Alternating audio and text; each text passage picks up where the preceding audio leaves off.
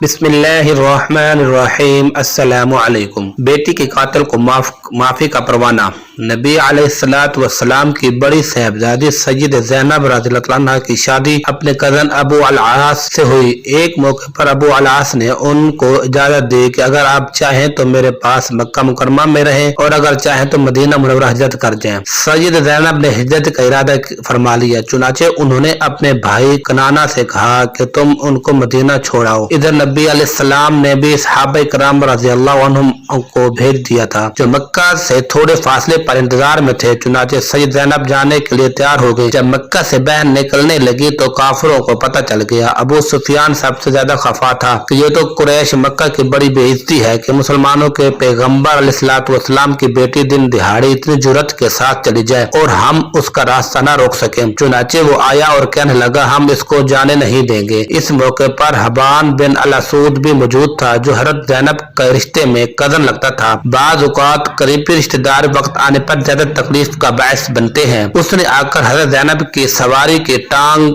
पर वार किया। जब ऊँटनी पर वार हुआ तो वो ऊँटनी बदक और सीधी ज़ैनब नीचे गिर पड़ी। उस वक्त वो उम्मीद से थी, नीचे पत्थर मली जमीन थी। चुनाचे हमल की हालत में ऊँट की बुलंदी से औरत गिरे तो क्या होता है, वही हुआ कि बिल आखिर हमल तय हो गया। इस करीबी रिश्तेदार की वजह से इतनी तकलीफ का सामना करना पड़ा। खैर अबू सुफियान ने कहा कि आज तुम इनको वापस ले जाओ और कल चुपके से इनको यहाँ से निकाल लेना, हम फिर इसका रास्ता नहीं रोकेंगे। बात करने वालों को हम इतना तो कह देंगे कि हाँ हमने एक मर्तबा उनका रास्ता रोका था। चुनाचे सय्यद ज़ैनब इसी तकलीफ की हालत में मक्का मुकरमा से मदीना मुनव्वरा का सफर करना पड़ा। उस जमाने में सवारी पर इस सफर के लिए 15 दिन लगते थे। सोचे कि ऐसी तकलीफ और फिर मुशक्कत भरा सफर। जब सय्यद ज़ैनब रज़ियल्लाहु अन्हा मदीना मुनव्वरा पहुंची तो तकलीफ की वजह से उनकी हालत बुरी हो चुकी थी। नबी अलैहिस्सलातु वस्सलाम ने जब अपने जिगर गोशा को इस हालत में देखा तो मुबारक आंखों में आंसू आ गए और फरमाया कि मेरी इस बेटी को दीन की खातिर जितना सताया गया इतना किसी दूसरे को नहीं सताया गया और यही जख्म बिल आखिर बाद में वफात का सबब भी बना। अब सोचिए कि बंदा ऐसा जख्म लगाए कि बेटी की मौत